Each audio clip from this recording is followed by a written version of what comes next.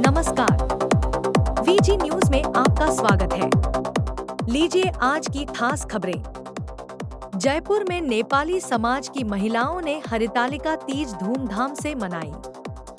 जलवायु कार्रवाई में अग्रणी बनने को तैयार जयपुर, प्रोफेसर चेतन सिंह सोलंकी गुलाबी नगरी में ला रहे हैं finite earth movement. Kherwara PTS में दिखी डीजीपी की संवेदनशीलता की अनूठी नजीर। डीजीपी ने हेड कांस्टेबल से कटवाया नवीन बैरक का फीता। परकोटे वाले गणेश मंदिर में मेहंदी सिंजारा उत्सव मनाया गया। मूल प्रवाह अखिल भारत नेपाली एकता समाज के महिला विभाग जयपुर उत्तर एवं दक्षिण के तत्वावधान में प्रतिवर्ष की भांति इस बार भी राजधानी जयपुर के रामनिवास बाग स्थित राजस्थान राज्य स्काउट गाइड भवन में हरितालिका तीज मनाई गई। कार्यक्रम में मुख्य अतिथि मूल प्रवाह अखिल भारत नेपाली एकता समाज केंद्रीय समिति के सदस्य मोहन गिरी रहे। उन्होंने बताया कि वह दौर धार्मिक उन्मादन का दौर रहा।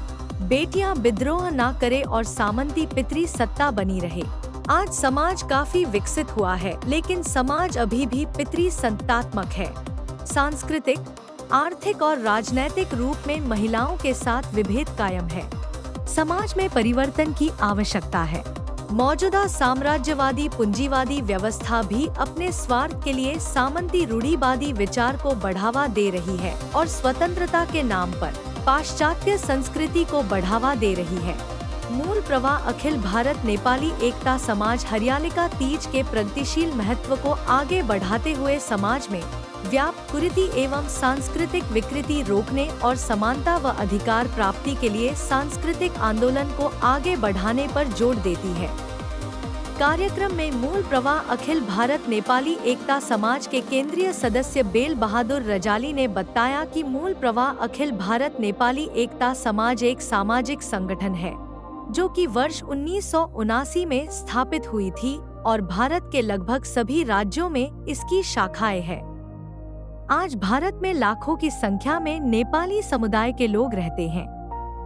वर्ष 1816 की सुगौली संधि के कारण भूमि सहित भारत में रह रहे नेपाली समुदाय के लोग नेपाली भाषी भारतीय नागरिक हैं और प्रत्येक भारतीय नागरिक को मिलने वाला अधिकार उनको मिलना चाहिए। अंतर्राष्ट्रीय समाज जो है उस समाज की तरफ से ये हरितालिका तीज के लिए बहुत ही एकदम ही हर्षित के साथ हर जगह कोई हॉल बुक करा के, कहीं घर पे, कहीं किसी भी सूरत में वो ये हरितालिका तीज मनाया जा रहा है। राजसी विरासत, समृद्ध संस्कृति और अनमोल परंपराओं के लिए प्रसिद्ध गुलाबी नगरी अब जलवायु सुधार की दिशा में एक ऐतिहासिक पहल की मेजबानी करने जा रही है।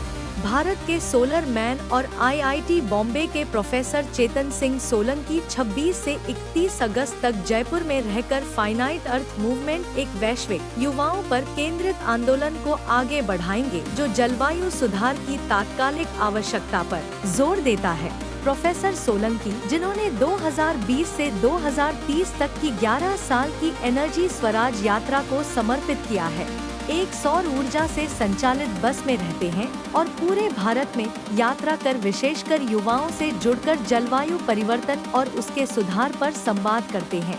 कि हम फाइनाइट अर्थ मूवमेंट को जयपुर में लॉन्च करने जा रहे हैं। ये बहुत ही खास मूवमेंट है क्योंकि आप समझिए कि जब हमें ये बात पता चल चुकी है कि धरती का साइज नहीं बढ़ने वाला है, धरती का साइज सीमित है, तो इस मूवमेंट को हमें जयपुर के हर इंसान तक पहुँचाना है और इसे एक पब्लिक मूवमेंट बनाना है। जयपुर शहर एक रोल मॉडल के रूप में उभरे, उदाहरण के रूप में उभरे। उसके लिए हमने कई सारे प्रयास जयपुर शहर के लिए कि हम लोगों को स्कूलों के साथ में मिलकर क्लाइमेट एक्शन हब चालू कर रहे हैं, लोगों को ट्रेन करके क्लाइमेट स्पीकर बनाना चाहते हैं। और कल एक फेम टॉक्स करके हमने सीरीज चालू किया कि ऐसे लोगों को जो अपने इंजीनियरिंग के माध्यम से, साइंस के माध्यम से, इंडियन नेशनल नॉलेज के माध्यम से, अपने संस्कृति के माध्यम से जरूरतों को कम करते, ऐसे लोगों को हम प्लेटफॉर्म दे रहे हैं। 2 दिवसीय दौरे के तहत उदयपुर के खेरवाड़ा पुलिस प्रशिक्षण स्कूल पहुंचे राजस्थान पुलिस महानिदेशक राजीव कुमार शर्मा ने पुलिस कर्मियों के प्रति अपनी संवेदनशीलता की अनूठी नजीर पेश करते हुए मौजूद हेड कांस्टेबल से फीता कटवाकर उद्घाटन करवाया।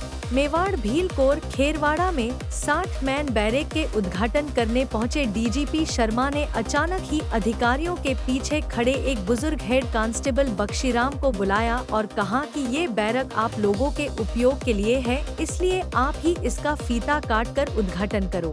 डीजीपी शर्मा ने अपने हाथ से बख्शीराम को कैंची सौंपी और बैरक का फीता कटवाकर उसे प्रोत्साहित किया।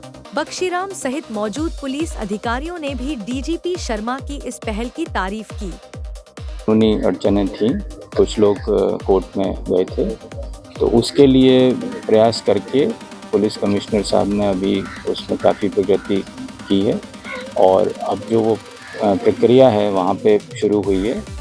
उसकी वजह से जो पूरे राज्य में कई स्तरों पे विलम्ब हो रहा था, मुझे लगता है कि हम अब जो है वो वापस उसमें हमने तेज़ी लानी शुरू की है और कोशिश ये है कि आगामी माहों में हम उसको करंट ईयर तक ले आएँ और सारे स्तर के जितने भी पदोन्नतियाँ हैं वो समय पे आगे से हों। अभी तक की जितनी बची हुई हैं वो अगले कुछ माहों में पूरी हों और उसके बाद फिर नेक्स्ट ईयर ऑनवर्ड्स फिर वो ईयर वाइज फिर होना शुरू हो सके। परकोटे वाले गणेश मंदिर में आज मेहंदी सिंजारा उत्सव मनाया गया। महंत अमित शर्मा ने बताया कि आज भगवान गणपति को 101 किलो मेहंदी महंत परिवार की ओर से प्रथम पूज्य को मेहंदी अर्पण की गई। महिलाएं मंदिर प्रांगण में एक दूसरे को मेहंदी लगाई। इस मौके पर महिला मंडल के द्वारा बधाई गान का आयोजन हुआ।